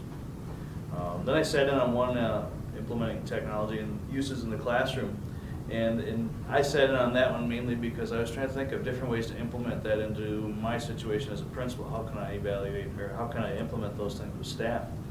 And just like you can flip classrooms where you offer the information first, students evaluate it on their own level and then discuss it in class, you can also flip staff meetings. And I've been trying to practice with some of that, sending out more of my stuff ahead of time so we can have meaningful discussion when we have the chance, rather than me just standing in front of the meeting and droning on with whatever.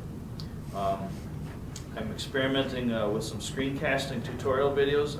I'm not great at it yet, but I'm practicing, where I think I can just sit in front of my laptop and screencast some of my stuff if I'm showing staff how to do something. I haven't released it to staff yet because I haven't perfected it yet. I also learned about a device called the swivel, and the swivel is a device, it's a little robotic round head that you sit on your desk and you can set your phone right on it, and it'll record you and track you as you move around the room. So for example, if I have staff members who are coaching and can't make a staff meeting or something and they want to catch up with what was going on, I could wear the lanyard, it records my voice, and that's how it tracks me and videos me. So if we had a staff meeting and they were going to miss out on it, I could just dump that video up to YouTube and they could watch the video and catch up on what was said in the meeting and get it word for word. Lastly, I've sat in on one on following technology, trying to stay current with the different educational technology things. And one of the things I picked up on were some good resources for podcasts. And if I get the opportunity to sit down and do that, I try to listen to those podcasts when I can. And it's talking about implementing technology in the classroom, different tips for that. Yeah, I think, and just biggest takeaways for me, again, I attended several sessions too. I think the keynote speaker was one of the highlights, honestly. His name's Kevin Honeycutt. He's got a big following on Twitter.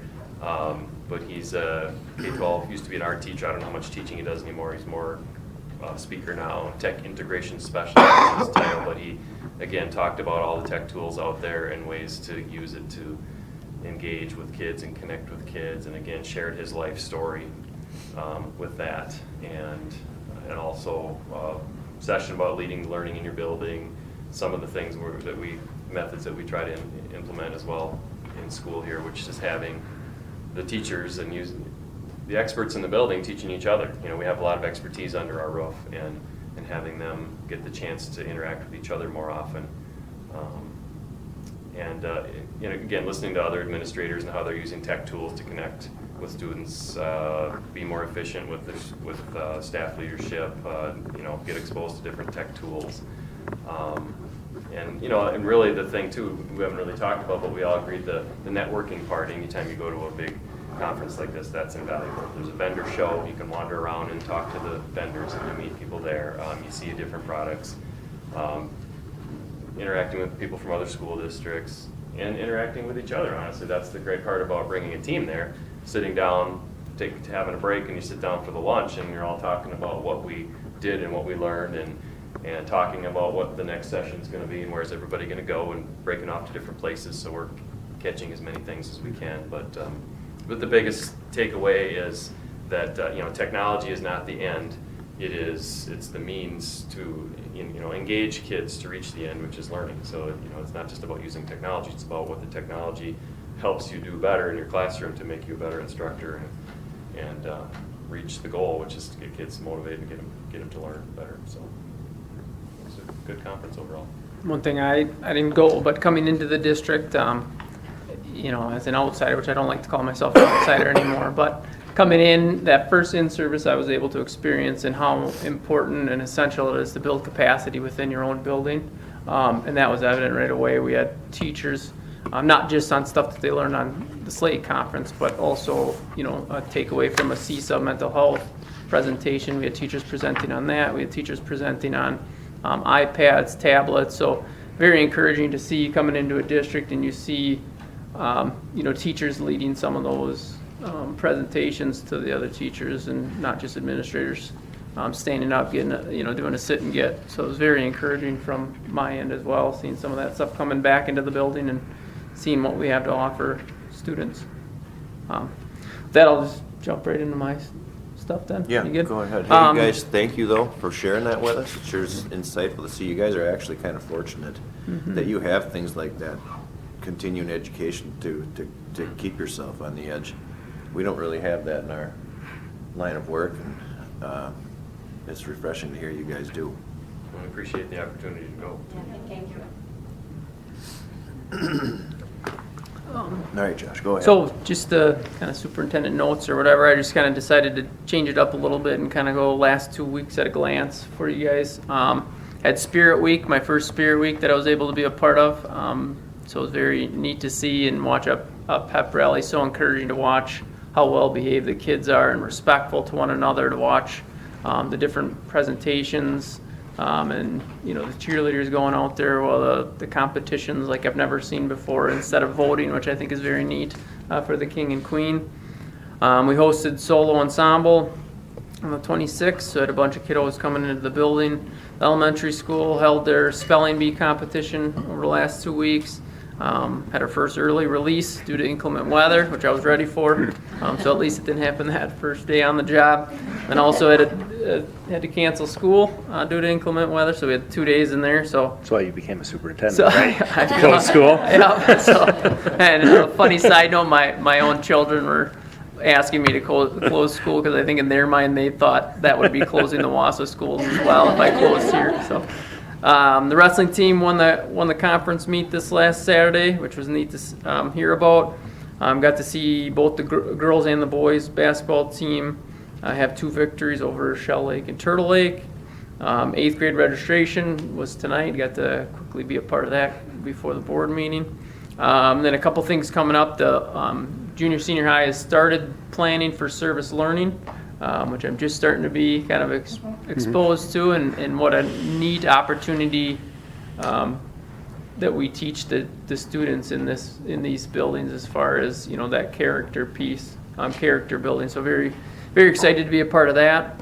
JK screening starts on Thursday and Friday. So you guys are more than welcome to come, and I'm gonna go over there as well. And I think it's a pretty hectic day for those teachers over there because I think it's pretty high energy having a couple of the kids of my own that age. I know how much energy those little buggers have. So Thursday and Friday, and then we just had a number of different incentives throughout the building, from tubing to help me out, tubing.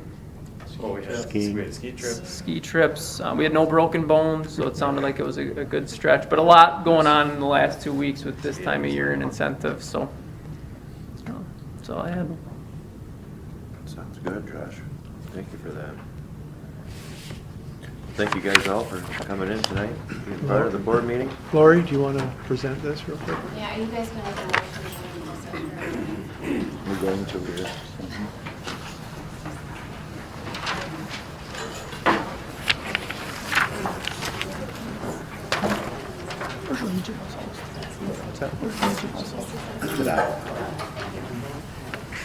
The only thing we're missing is, did you shut that up? No. I think Lori's going to present something real quick here.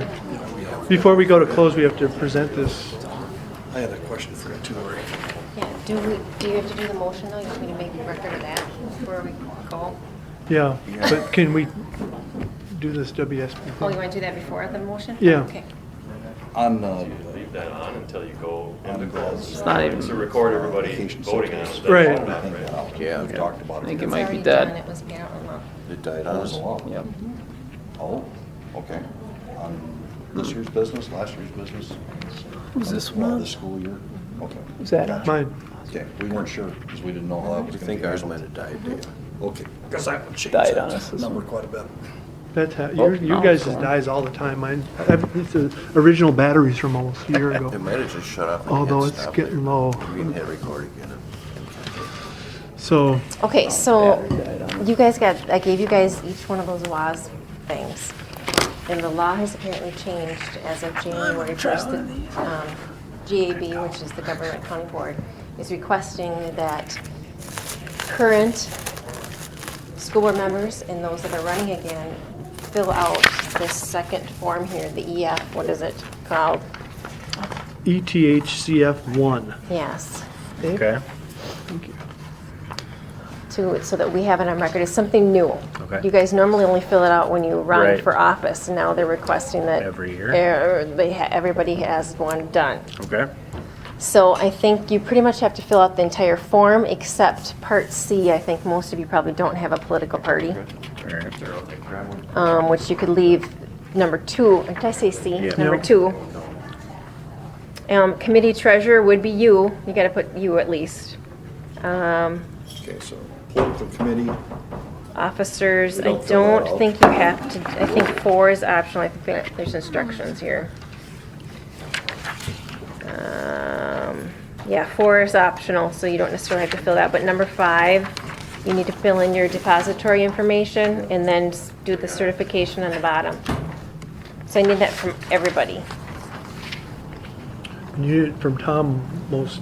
Mostly Tom, yes. Nettie does not have to do it because she didn't fill out her original form till after January 1st, and that's what the statement says. If you filled it out after January 1st, the form you filled out is sufficient. But if Tom filled out his prior too. Okay. And is this an amendment? Yes or no? Well, for you, it'd probably be an original because you've not done one for Okay. 2016. So I would say it would be an original. Tom's will be an amendment. No. There's that question at the top, says amendment or original. Yep.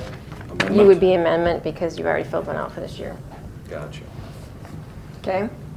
What parts can we skip? I wasn't paying attention. Number 2, and then number 4. But everything else you should fill in. I'm gonna put board member. And when do you need this by? Do you want it by tonight? If you're, good with filling it out tonight, you can give it to Mr. Ernst. If not, sometime this week maybe. I mean, I guess for you guys, there's no certain, I think, what did it say, Dave, the 18th? Did it have a date on there? Tom for sure should have his to me by the end of the week, just because he's running. But I don't know that it had a specific date on here. Hey, Ben? This died on us during the meeting? Yeah. Just as I a don't heads see a up. specific date. No, it doesn't have one. Yeah, I think So I last guess time if we you want left to take it on home and bring it for back a to couple of next days board after the meeting. meeting, that's why I should have changed the battery out. I'm assuming Dave's is good. It's getting low. I gotta change batteries soon. But we'll see original batteries. Want another one in there now? Election date for it, 4/2? We're good. I think Oh, it's the that's 4th. Trade 'em the No, recording it's for the a battery. 5th. I don't think 4. Let's see if I can. I got it. The first Tuesday of April.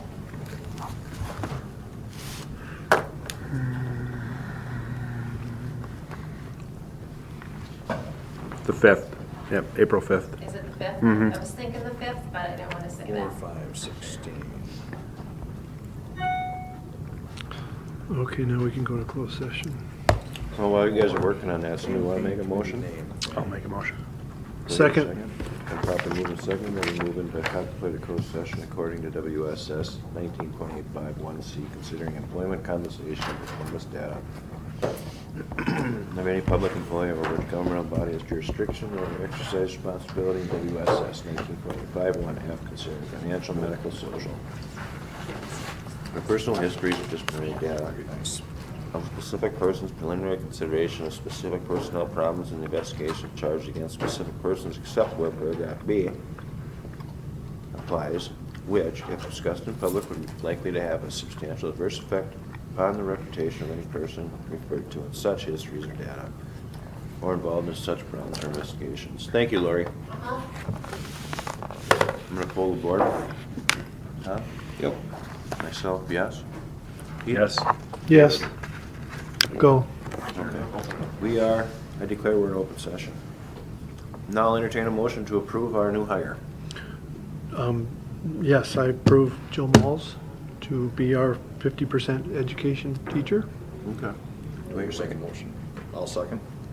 Been properly moved and seconded to hire Jill Malls. All in favor signify by saying aye. Aye. All opposed? Motion passes. And do we have to approve the maternity leave too? I don't know. No. Wait. And then, future agenda items. You guys have anything that we figure we had to?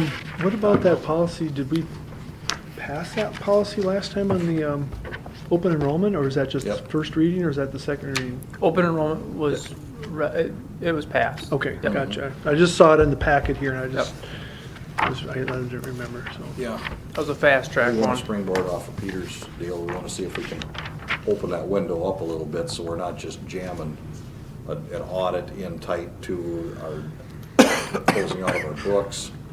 And then I think we ought to bring it up again that we're going to turn Josh loose on calling and getting some bids. Yep. Yep, I think we're planning on having that. Okay. On the agenda next meeting. So, Is there anything else on the calendar that is coming up? I mean, that was one of the things we had talked about, is kind of make sure we had that calendar and kind of saw what was month to month, what I don't know. I don't Could have be the on there. calendar anymore. I've got it. I just got to sort through all this stuff.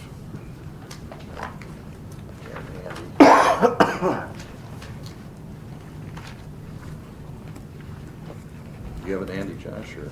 Don't, I have it in my office. I think the next thing coming up was the district calendar. Yeah. And we have a committee meeting next week. Is it this week? This Thursday. Can I hand mine off to you guys too? That's what I'm doing right now. We can do it for you. I don't like it, but we can get it done. Yeah. You might get jealous when I tell you, don't put any of those Fridays on the calendar.